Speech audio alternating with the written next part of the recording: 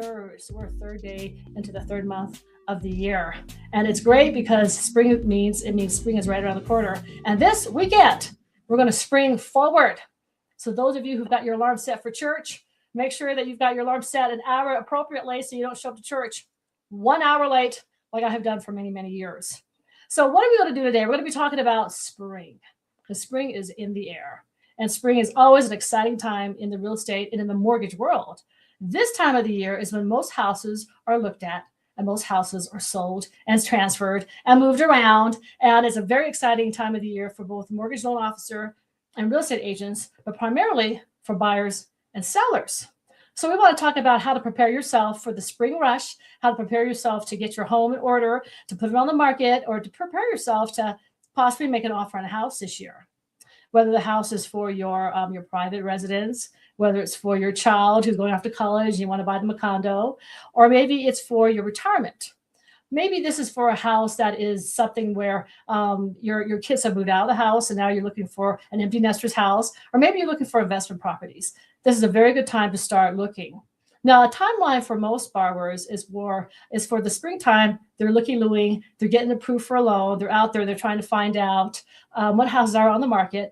And if they make an offer now in March, the loan probably won't close until May, which is just in time for the kids to get out of school and for the family to comfortably move and get adjusted throughout the summer. So that fall comes around, everybody's set and ready to go. So how about yourself? Are you looking for a new home? Are you renting right now? Are you looking to buy a home and 2026 is the year?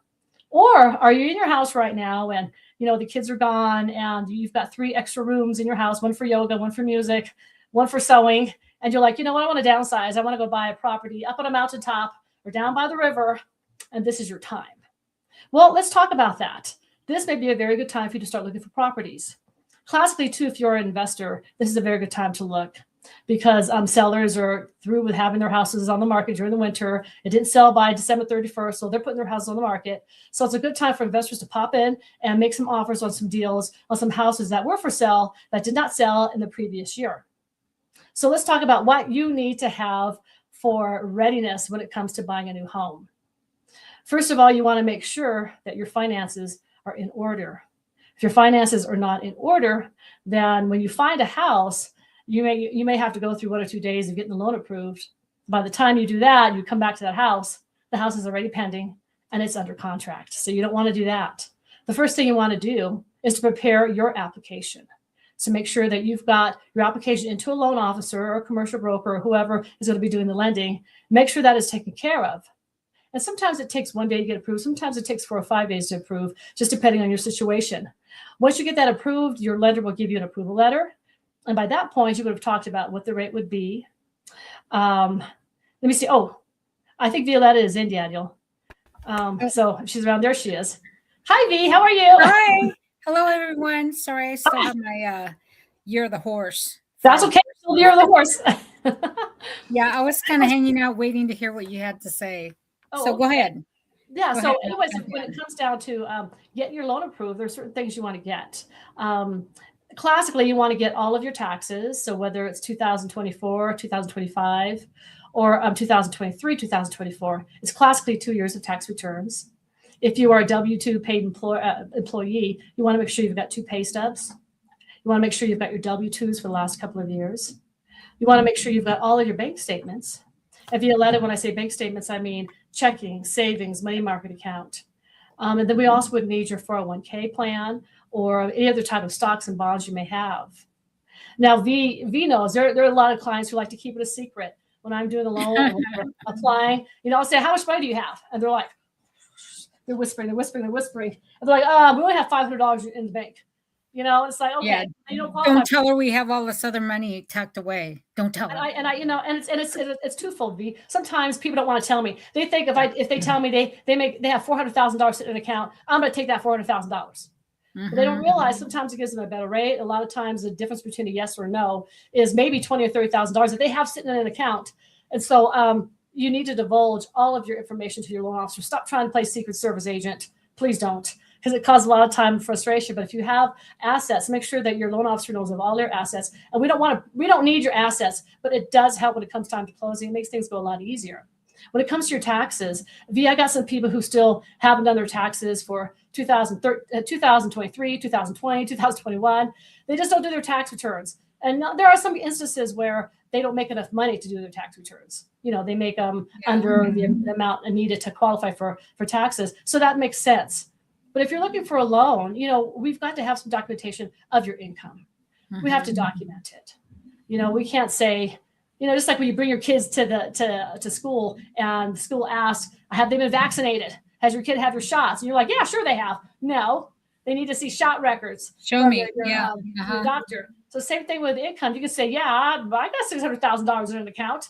No, banks aren't going to do that. They want valid certification. So make sure you've got your paperwork together. So it's basically your tax returns, all proof of income. It's your assets.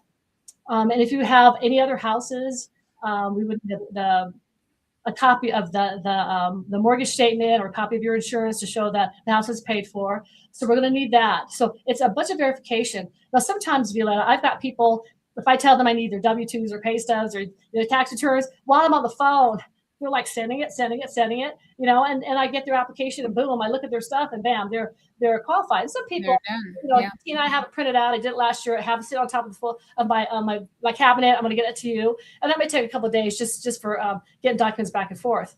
But make sure that you do get all your information to us in a timely fashion. If you want to qualify for a loan for 3 days, then get your information to the loan officer and give them 6 hours to maybe 24 hours to get that loan fully approved or pre-approved and looked at. So once you do that, I give you a pre-approval letter. And at this point in time, I'll say, hey, you qualify for $1.3 million. The property and with your down payment, everything, the payments are going to be $6,400 a month. And you'll say, okay, that's great. I don't want to really go that high. What if it went down to $950,000? Or if you come back and say, hey, I can't find houses at 1.3. I want to look at houses at 1.8. And then I can say, okay, great. This is what the payments are going to be. Yes, you qualify. So you want to make sure that when you go out there with your realtor, that you've got some direction of what you're looking for, what the payments would be. So nobody's, just shooting in the dark. So once you get that and you're off with your realtor, you can look at a house and say, hey, listen, that house is 1.1. Tina qualified me for 1.3. Boom. I'm going to put an offer on that house. And then we can get that house. So, if you're looking for a house this year, I don't care if you're looking for it in August or October or November, why not do it now? Why are you waiting until, giving everybody a heart attack? You're waiting until August 1st because you're going to put an offer on a house on August 2nd. Don't do that. You got plenty of time to get it done now. So that should be your spring project. Yeah. What we're finding now is that, there's inventory in the market and things that you may be looking for are going to go fast. If it's a good house in that price range, it's going to go fast. You can't afford to wait. And instead of chasing houses like, oh my God, and I just saw it on the market and it's pending. 2 days later, it's pending. After the weekend, it's pending. Yeah, well, there's been a lot of buyers looking at open houses over the weekend, and the sellers have priced it so that it's really attractive.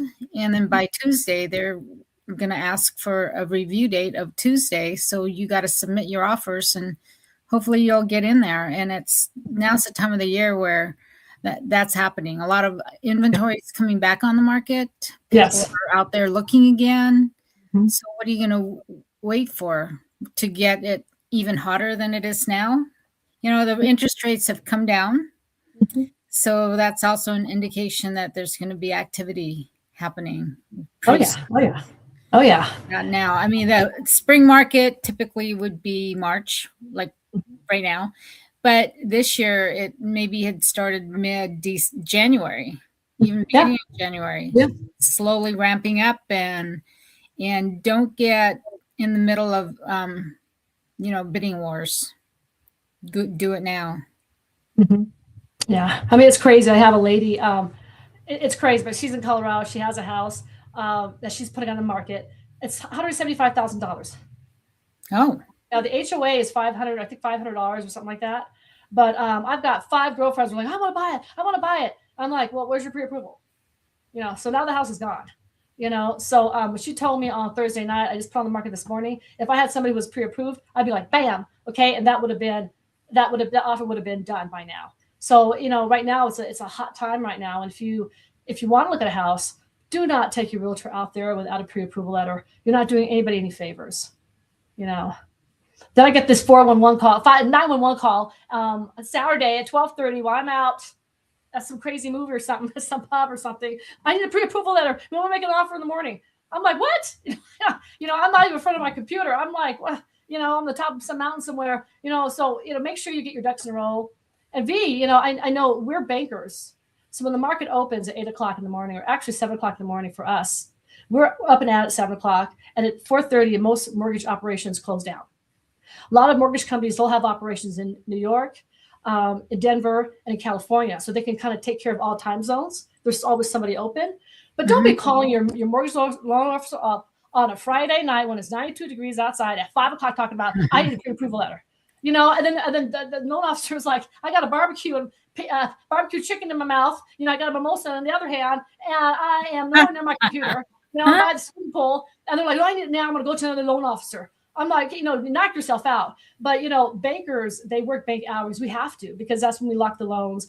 That's when the market changes. We have to be in front of our computer. So we don't like working 95 hours a week. So on the weekend, for realtors, it's a great time because you've got time off. They've got time to show you around the open houses on Saturday and Sundays. But your mortgage loan officer, we have to work banking hours. If we're going to lock your loan, get your disclosures out, and make sure that underwriting is blah, blah, blah. We work banker hours. So do yourself a favor and start applying Monday, Tuesday, Wednesday. By Thursday, you got houses already on the market, and you're out there hitting it.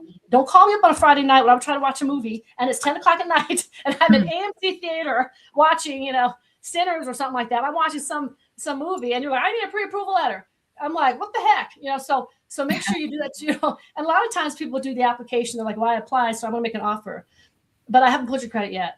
I haven't looked at your tax returns. Your income may not qualify, or it may qualify, and you go in with a low offer where you could have went in with the biggest offer. So now I think in March, it's go time. And just know that a lot of new homes are listed on Thursdays. So as soon as you get that approval, Thursday, you can be getting ready to look at open houses Friday, Saturday, Sunday. But the rates are posted by Freddie Mac on Thursdays. So everything happens on a Thursday, you guys. So be ready. By Thursday, you should have your approval, get a sense of where you're going to be with your agent, and your agent will schedule a tour of homes for you over the weekend. And then sellers will turn around if it's a hot market. Soon it's going to be pretty hot. They're going to have review dates on the Tuesday after that weekend. And are you going to be prepared for all that? I hope so. Well, I usually, when my clients come in, they make an offer Thursday night, Friday. They're like, you got to noon o'clock on Friday to take our offer. Otherwise, Saturday you're competing with 10 people. So a lot of times a good thing is to go in over ask and say you've got until 12 o'clock on Friday, because you do not want that open house on Saturday or Friday to come to your house. You make that offer on Thursday night, Friday morning, and say you got until 10 a.m. Like a deadline. Yeah, but don't go in with everybody else and say, okay, I'm gonna compete. I mean, and then you lose over $3,000, V. You lose, the house. We put in $685, and they took an offer at $686. There are 15 people open house one day, and then 30 people on Sunday, and you're gonna go in, at ask. It's just absolutely ridiculous. So I tell people right now, get it, because usually in July and August, if it is a hot market, those prices are going to go up. Now you're competing at the higher rates. But anyways, that spring cleaning, we're going to talk about anything else about spring? About spring? Did you talk about spring cleaning the home? Not yet. No? Okay. Well, spring cleaning. Yeah. First of all, don't forget, everyone, and I'll remember to say this again at the end of the show, that this weekend, right, Tina? Clock moves ahead. Spring forward an hour. Yeah, so I told everybody we set their clocks so they don't show up to church an hour late. Yeah. Or you're late for your open house. Okay. Yeah. But, anyway, yeah. So that's one thing. Spring cleaning. Oh my gosh, there's so much to do. And while you're spring cleaning, think about selling the house and what you need to do. Get all your personal items out of the way. Downsize. Now's the time to downsize if you're going to do something to make your place look presentable. Less is more. So you don't want all that clutter in your home. get rid of it, get rid of all the excess, and just do minimal. Less is more. And yes. Remember, now's a good time to paint because the weather's going to be nice and the paint will dry quickly. And homes that are staged or ready, move-in ready, will tend to have neutral colors like beige or off-white or something. Don't do the bright Seahawks blue and green colors because somebody may be a San Francisco fan. I have a friend whose husband is all about San Francisco. Oh my God. So he would not buy a Seahawks colored house, but he might buy a neutral house. Right? Yes, yes. So make sure if you're painting this spring, do that. And get your house outside freshened up, new flowers, new pots, with plants in them, and make sure your entry looks good. First impression is the front of your house. So everything from the driveway to the walkway to the front door, make sure it's nice and fresh and full of spring colors. That would be quite attractive to anybody just driving by. Spring, what else is happening in the spring? Spring training, Mariners in Arizona, Phoenix. Get out there if you can. But spring training costs almost as much as going to a Mariner game. Sheesh, the prices of tickets. Holy crap. And then to get there and all that. But it would be fun to go see our team in another venue and another setting where it's nice and warm because it's kind of cold still over here. I don't know about you, Tina, but yeah. Spring. But I love spring, the freshness of it all, a renewal. Think about it being a renewal. Everything is fresh and clean, and your house should be fresh and clean and ready to show at any time. Yes. Well, now, one thing too, V, is, a lot of times throughout the year, you cut junk, you kind of put it in different places. And then a lot of times when you do a spring cleaning, you want to take everything out, old clothes, old furniture, just stuff you don't want to use. Well, there are a lot of different places that you can call. You can call Union Gospel Mission. if you have an old piano, have them come and take it out. There's Veterans Administration. They've got free donation. They have trucks that come around and they'll pick up a lot of your donations for free. That even way cars. Even your cars. They'll come and they'll pick up stuff. And so you don't have to go and have like 10 bags. So I've called the VA before. They come down here. They come around like once or twice a month, and they'll come and they will pick up all your bags. So just pick it up in your driveway, so that way you don't have to haul it off. Now, of course, don't send junk. But if you do have junk, they are junk, like broken furniture and old things, old televisions, there are some places, there are some junk removals that you can call up and they will come and they will take your junk away. People sometimes have got trash in the backyard. They've got, landscaping stuff. They've got like leaves and trees and branches and stuff. And a lot of times you can call up like a garbage container. You can get a garbage container for like $700 and put it in your front yard and just dump as much stuff as you want in it. So there are ways that you can clear out your house and you don't have to go down to the dump and do it yourself. Make sure if it's furniture that you call these places that you're thinking of don't too, because some places nowadays they don't take big furniture. Yeah. I remember the Union Gospel Mission used to always get a piano and they would come to my house and say, "Do you want to buy it?"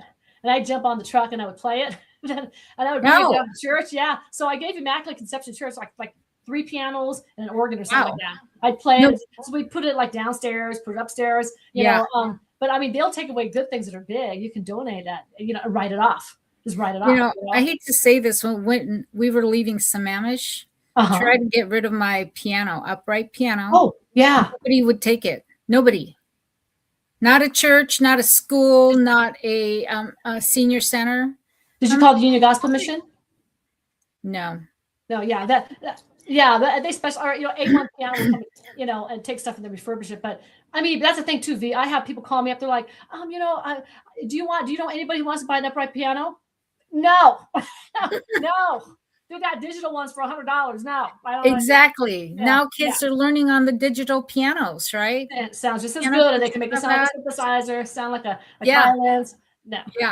So but also too, V, a lot of people have got mail all year, and after they have their tax returns, they've got mail everywhere, and they don't know what to throw it away or whatever. A lot of times your statements are online, but you can take bags of shredded paper, and you can go down to like FedEx, and you can pay them to shred your paper. Mm-hmm. And I know our neighborhood has a shredding. They have it once or twice a year where we take all our paper down and we just shred it. If you want to get rid of paper, events, in your community, it's always. I mean, you don't want. Yeah, we work at the bank. We used to take our stuff and just throw in the bank, whatever. But at home and stuff, there are people who will. There are places where you can just take bags of it, and by the pound, they'll let you shred it. So there's no excuse to have paperwork around your house. You just don't know how to get rid of. Yeah, yeah. Anything, recycling anything from clothes to furniture. There's always a place. Yes. And there's always homeless shelters that need your help. Yes. So dump your stuff. I mean, I have a client moving from Florida to the area here. It's like, no, you don't need 4 rooms of furniture to haul with you. Get rid of it there. Why are you shipping all this stuff across the country? You need to just leave it. You don't need it. It's only you and 2 dogs moving to the area. Right. That's exactly it. No. Some people can't part with things. There's got to be a rule of thumb for what you can get rid of. Marie Kondo, what's her name? Marie Kondo. She says if you don't feel the love for it, or thank the item, fold it up and give it away. Thank you for blessing me with years of wear. You beautiful pair of shoes. Then get rid of it. Yeah. But now you gotta go. Yeah, I know. Now you gotta go. No. Yeah. New pair. From me, I gotta go from the 6-inch heels to more like a 2-inch. Yeah. So I don't fall on my Don't face. hurt your knees. And like Tina, she's wearing her thigh-high boots. I know. She's a performer, so she's got to be, looking good, beautiful all the time. Yeah. But me, I got clothes. I got clothes that I give away, and I'm like, I'm like, wow, I got stuff. You want to find out where your money goes? Look in your closet. But yeah, absolutely. You keep saying, I'm going to do that garage sale. I'm going to do a garage sale. I'm going to get money back from it. You're not going to do a garage sale. You ain't going to get no money from it. I know. Yeah, now's the time of year where people are doing garage sales, right? Yeah. But for me, it's too much trouble to put it together and then price all the little items. And then people come around and say, you see all this? You've priced it and it prices out at about $50 and they'll negotiate with you. See all this stuff that I want? I'll pay you $10 for it. Yeah. But I just got done pricing them all. It's like, okay. No, what? And then by the end of the day, you're tired of negotiating. It's like, why did I even do a garage sale? No, I mean, yes. I mean, just donate it. Your time is worth money. Yeah, give it a Goodwill. Let's tagging everything. Mm-hmm. And, I go on Facebook Marketplace and I find a whole bunch of stuff that I love. But people are like, I'm trying to get rid of all my statues. So I got statues of horses. I got like all these paintings. So you can put stuff on Facebook or eBay or whatever, and think something that is nice, sell it. Yeah, we're gonna clean that bad boy. Mm-hmm. Yeah, there you go. You got any announcements, Tina? No, I don't think we have any announcements today. But remember, you want to set that clock. Set it now. Set it back forward 1 hour. I think there was an eclipse. I woke up and I saw it. There was a lunar eclipse last night. It was the blood moon. I got up at 4 o'clock and I saw it. Okay, so and then I think we had a planetary alignment on Saturday. So things are like, if you're feeling goofy or you're acting cuckoo, this is what's going on. So this is a good time to clean your house. Spring forth. I think this next. Mm-hmm. That's me all the time. Cuckoo, loco. Yeah, that's me all the time. Maybe you'll have an act. There's no moon. There's no moon guiding me. It's just me. It's just you. But it's spring. I think next full moon is going to be Easter, right? Yeah. Is it? Easter. Wow. It's going to be Easter. And Easter this year is early, right? It's like the first weekend of April. Yes, it is early this year. Everyone. Yeah, so let's get clean for Easter. If you can get clean for Easter, right? You can have your Easter Sunday and everything's clean, and we're gonna go forth into the year. Yes. I got my colored eggs ready. Yeah. For all the kids. Okay. Very good. It's a good idea. We gotta talk about Easter crafts next time. Okay. All right. There we go. Well, thank you everyone for putting up with us again. I hope you have fun each and every week that we do this. we love to share our information with you and love to share what we do. And so thank you for joining us today on Real Estate Money, Rainier Avenue Radio.world. And we'll see you next week. Bye. Okay, bye everyone.